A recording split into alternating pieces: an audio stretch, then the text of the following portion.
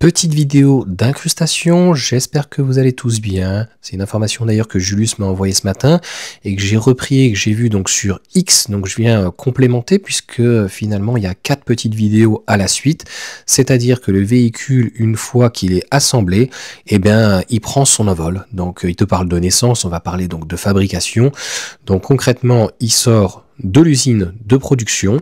Et puis, il va aller se garer.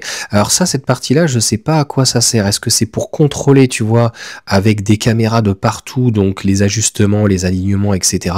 Et donc, il vient se garer ici, donc tout seul. Ça évite donc d'avoir une personne humaine qui le fasse. Par contre, après, il y a un fret, soit éventuellement donc le train ou le camion, là en l'occurrence le semi. Je suppose qu'il y a un être humain qui vient donc remettre donc le véhicule sur le plateau. En tout cas, je pense que l'intérêt du FSD, on l'a bien vu, il est multiple. Bien sûr pour les véhicules, bien sûr pour des véhicules autonomes, bien sûr à terme donc pour des robots taxis. Moi j'y crois, mais certainement plus, en tout cas avec un volant et des pédales, et éventuellement que tu puisses mettre ton véhicule en location, puisque finalement il y a des caméras de partout, il suffit que ça soit bien assuré, et il y a d'ailleurs des assurances donc Tesla qui existent aux États-Unis avec des prix qui soient plus attractifs. Donc c'est des choses qui peuvent être intéressantes, qui peuvent être rassurantes.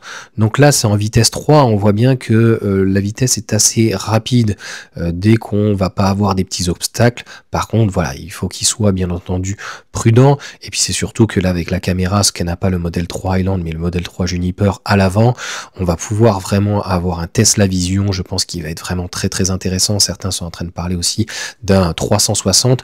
Donc encore une fois, tout ça est extrêmement positif. La note négative et la note clairement puisqu'elle est assez salée. De mémoire, on est, je crois que c'est dans les pratiquement 10 000 $, 8 000 $ aux États-Unis. En tout cas, on est à 7 500 € de mémoire en Europe. Donc c'est quand même très cher. Et puis le AP est beaucoup trop cher, 3 000, 3 500. Enfin, peu importe. J'ai envie de te dire que si vous voulez faire facturer un parc assist et un changement de ligne, ça n'aura jamais dû dépasser les 1 000 €, à mon sens. C'est déjà beaucoup. Et puis le FSD conçoit donc plutôt aux alentours des 3 000 €. Tu vois, donc là, il y a une partie où tu viens et je pense qu'il y a un contrôle, mais il faudra quand même de toute façon continuer lors de la livraison à bien contrôler le véhicule, parce que contrairement par exemple j'avais vu à l'usine de Renault pour la R5, il y a vraiment un service qualité. Là je suppose qu'il y a quand même, mais il n'y a pas un dernier contrôle où il y a un manute qui va dans le véhicule et qui va vérifier en fait que tout fonctionne bien.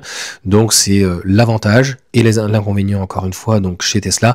Peut-être que c'est fait au moment où la personne prend le véhicule et le charge directement éventuellement dans le camion, parce qu'on voit qu'il y a encore un petit post-it, donc je pense qu'il y aura des choses à faire.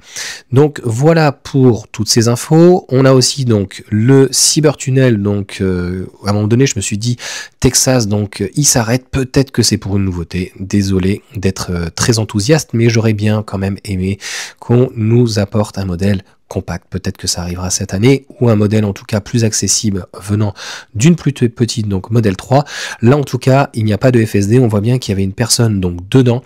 Et puis la dernière petite vidéo, c'était le modèle Y Juniper que je viens donc t'incruster. Donc voilà, en animation, c'est quand même, donc ça a l'air plutôt très joli. Ça fait flashy, on verra bien. En tout cas, n'hésitez pas à vous abonner, on est bientôt 50 000.